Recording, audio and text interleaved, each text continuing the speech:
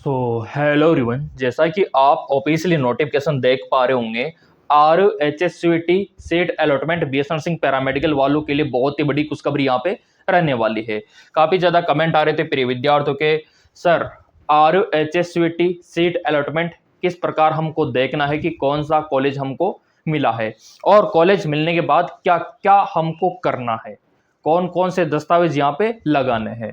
तो यूँ समझो, आपको आपका सीट अलॉटमेंट मिल चुका है। उसके लिए करना क्या होगा, पहले तो देखो, अगर आपको कॉलेज मिल जाता है तो ये दस्तावेज आपको प्रॉपर तैयार करके रखना है, ठीक है। एक तो आपका यहाँ पे देखो, 10वीं 12वीं का मार्कशीट हो गया और पेमेंट का प्रूफ हो गया। जो पेमेंट आपने किया था फॉर्म भरते समय उसका प्रूफ होना चाहिए, और काउंसलिंग का जो फॉर्म अप्लाई किया था उस टाइम पे भी आपने पेमेंट किया था, उसका प्रूफ होना चाहिए, रसीद होना चाहिए। इसके अलावा आपके पास में गवर्नमेंट आईडी आधार कार्ड होना चाहिए। अगर आधार कार्ड नहीं है तो पैन कार्ड यूज कर सकते हो, वोटर आईडी यूज कर सकते हो, स्कूल की आईडी यूज कर सकते हो, ठीक है। और यहाँ पे आप 12th का एडमिट कार्ड भी यूज कर सकते हो आईडी के तौर पे। 4 पासपोर्ट साइज के फोटो यहाँ पे लगेंगे। आपका मूल निवास डोमिसाइल होना चाहिए, आपका कास्ट का सर्टिफिकेट जाति प्रमाण पत्र होना चाहिए।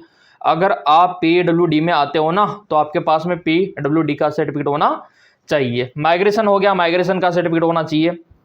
ये आपको 12th जहाँ से आपने किया होना चाहिए। इसके अलावा आपका मेडिकल हेल्थ का सर्टिफिकेट जो आप अपने नज़दीकी गवर्नमेंट डॉक्टर से बना सकते हो, मेडिकल हेल्थ सर्टिफिकेट वो बना देगा, उसका साइन सील उसमें चाहिए। परफॉर्मा तो मैं टेलीग्राम पे भी डाल दूंगा। मेडिकल हेल्थ सर्टिफिकेट का वो लेकर आपको जाना होगा सरकारी डॉक्टर के पास, वो बना देगा, ठीक है। इसके अलावा एफिडेविट बनेगा। अगर आपका गैप रहा है तो गैप का सर्टिफिकेट बनेगा। अब आप बोलेंगे सर ये कहाँ पे बनेगा गैप का सर्टिफिकेट? ये आपके नज़दीकी कोर्ट अदालत में जो वकील है वो बनाएगा, ठीक है। 100-200 रुपये का बन जाएगा नॉर्मली गैप का सर्टिफिकेट। 12th के बाद अगर गैप पे आपने कोचिंग किया है ना तो, अदरवाइज जिनका गैप नहीं है ना उनको जरूरत नहीं है। ये प्रॉपर दस्तावेज ओरिजिनल होना चाहिए, 2-2 फोटोकॉपी का सेट होना चाहिए, क्योंकि कॉलेज में जमा होगा। अब सीट अलॉटमेंट को लेके कुछ विद्यार्थी बोल रहे थे कि सर 22 के लिए बोला था आरवीएचएस ने, 22 को दिन भर हमने वेट किया। ये आपके कमेंट है, आपके कमेंट भी मैं देखूंगा। विद्यार्थियों के बहुत ज़्यादा कमेंट आ रखे हैं और सीट अलॉटमेंट कैसे डाउनलोड करना है वो भी मैं आपको दिखाऊंगा। तो ये विद्यार्थियों के कमेंट है, ये आप देख सकते हो। सर गैप का सर्टिफिकेट कहाँ बनेगा? तो ये बनेगा आपके नज़दीकी अदालत में, वकील बनाएगा, एडवोकेट, ठीक है। सर गैप एफिडेविट कितने रुपए के स्टाम्प पर बनता है? मात्र 150 रुपए के स्टाम्प पे बनता है, और क्या नॉर्मली। सर मेडिकल सर्टिफिकेट कौन से गवर्नमेंट कॉलेज से? ये गवर्नमेंट कॉलेज नहीं, गवर्नमेंट हॉस्पिटल से। आप चाहो तो अपने नज़दीकी जो जिला अस्पताल है या फिर आपका सामुदायिक स्वास्थ्य केंद्र हो गया CSC, वहाँ पे बना सकते हो। आपके तहसील में होगा, आपके ज़िले में होगा हॉस्पिटल, वहाँ के डॉक्टर से आप बनवा लो। उसमें क्या है, फीस रिसिप्ट नहीं है। फीस रिसिप्ट तो देखो आपके पास में फोटो भी हो ना तो भी चलेगा, लेकिन होना चाहिए, ठीक है। और भी कमेंट में यहाँ पे देख लेता हूँ, ये रीडायरेक्ट हो रहा है। तब तक अपन क्या करते हैं, ऑफिशियल वेबसाइट पे जाके एक बार आपका अलॉटमेंट आया कि नहीं आया वो देख लेते हैं, क्योंकि भर भर के कमेंट आ रहे थे सर अलॉटमेंट यहाँ पे आरएचएस ने जारी नहीं किया। काफ़ी देर रात तक हमने वेट किया लेकिन फिर भी इन्होंने जारी नहीं किया। देखो टेक्निकल इशू इसमें चल रहा है, तो वो वाली बात है। टेक्निकल इशू इसमें काफ़ी ज़्यादा चल रहा है और काफ़ी ज़्यादा विद्यार्थी इसको बार बार क्या कर रहे, चेक कर रहे। तो ये आपको मतलब बार बार ये करना होगा। देखो अभी काफ़ी ज़्यादा लोड ये वेबसाइट ले रही है, तो वो वाली बात है। तो कोई दिक्कत है नहीं, ठीक है। अभी ये अपन को क्या है, बार बार रिफ्रेश करना होगा, तब जाके ये ओपन हो पाता है। यहाँ पे आप देख सकते हो, ये हमने this site can not be reach, ये देखो ना वेबसाइट ओपन ही नहीं हो रही, क्योंकि आपका काम चल रहा है, इस पे अलॉटमेंट का काम चल रहा है। और वैसे अपडेट भी आ गया था कि अलर्ट हो जाओ, आपका ये आने वाला है। तो अब आपको देखो क्या करना होगा, एक तो दस्तावेज और जो कॉलेज मिल गया आपको वो ज्वाइन करना होगा। अभी पता लग जाएगा, कुछ क्षणों में आपको देखने को मिल जाएगा सीट का अलॉटमेंट, क्योंकि कल तो काफ़ी ज़्यादा वेट किया था सभी ने देर रात तक, और इसका कॉल भी यही था, लेकिन टेक्निकल इशू की वजह से नहीं हो पाया। काउंसलिंग का क्या रूल होता है वो सारा मैं आपको समझा देता हूँ, कितना फीस होता है मैं आपको समझा देता हूँ यहाँ पे। देखो, अगर आप जनरल ओबीसी में आते हो और आपका जेंडर बॉयज है तो 50,000 फीस रहेगा आपका पर ईयर, एसएमएस के अलावा, मैं आपको पहले बता दूं, ठीक है। अगर आप SC/ST में आते हो, बॉयज हो, तो 20,000 लगेगा। अगर आप जनरल ओबीसी SC/ST किसी भी कैटेगरी में हो लेकिन आपका जेंडर फीमेल है, गर्ल्स हो आप, तो आपका मात्र 20,000 पर ईयर फीस लगेगा। सिंपल, ये आपका रहेगा। ये पैसा वापस किसको मिलता है, मतलब स्कॉलरशिप के तौर पे, छात्रवृत्ति के तौर पे किसको मिलता है, मैं आपको दिखा दूं यहाँ पे एक बार, ताकि जो प्रिय विद्यार्थी है, जो गरीब परिवार के हैं ना, वो अपना डॉक्यूमेंट्स तैयार रखे। अगर आपको स्कॉलरशिप पाना है, छात्रवृत्ति पाना है, तो देखो, अगर आप जनरल ओबीसी में आते हो ना, जनरल ओबीसी में, ठीक है, तो अब यहाँ पे आप देख सकते हो आपके पास में बीपीएल कार्ड होना चाहिए, ठीक है, बीपीएल कार्ड होना चाहिए, तो आपको मिल जाएगा।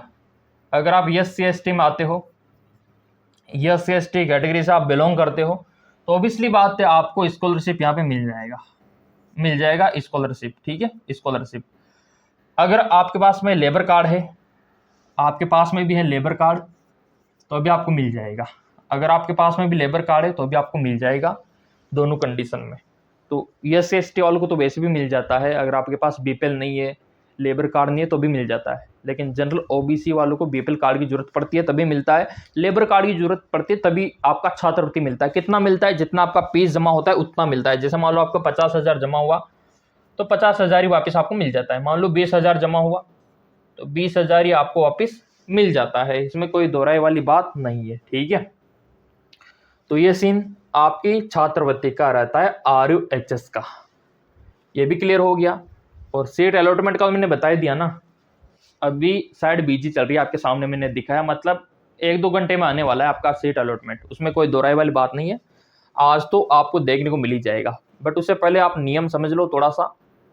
और अगर आपने नीट का एग्ज़ाम दिया है तो MCC काउंसलिंग भी करवा लेना, वहाँ पे भी टॉप लेवल के कॉलेज आपको मिल सकते हैं BS नर्सिंग पैरामेडिकल के लिए, तो वो वाली बात है।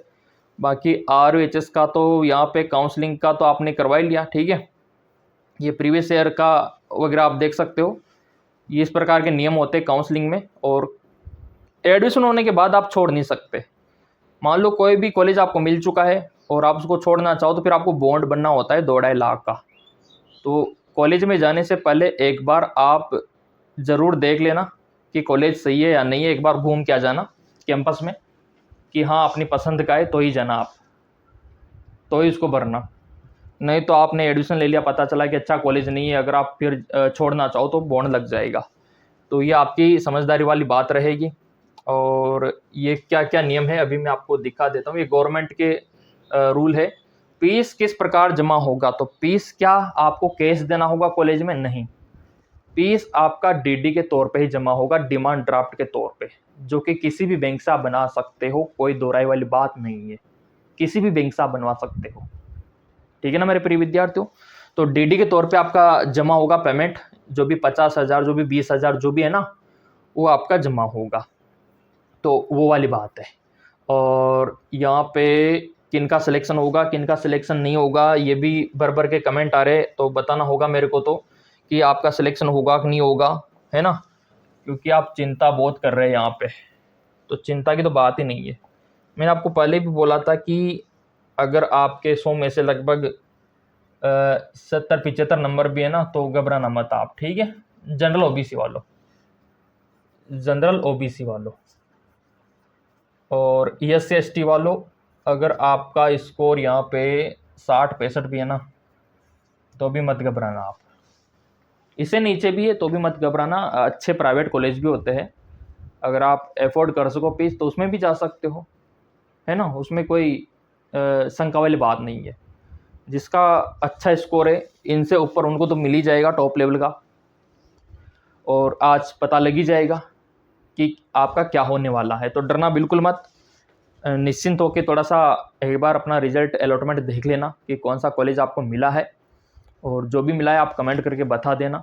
और वैसे तो लिंक मैं आपको टेलीग्राम पे भी दे दूंगा, और जो दस्तावेज मैंने आपको बताया वो तैयार रखो आप, वो सारे दस्तावेज आपके कॉलेज में जमा होंगे ओरिजिनल, किसी को भी कोई डाउट है, कोई समस्या है तो आप कमेंट करके पूछ लिया करो, चैनल आप लोगों का है और दस्तावेज में कोई कमी नहीं होना चाहिए। हाँ, अगर आपका जो कास्ट का सर्टिफिकेट है मान लो बना नहीं है तो फिर आप एप्लीकेशन दे सकते हो वहाँ के प्रिंसिपल को कि 15 दिन में बना के दे देंगे, 20 दिन में बना के दे देंगे, तो वो वाली बात है। तो वो काम आपको कर लेना है। तो कोई भी डाउट है तो कमेंट करके आप पूछ सकते हो।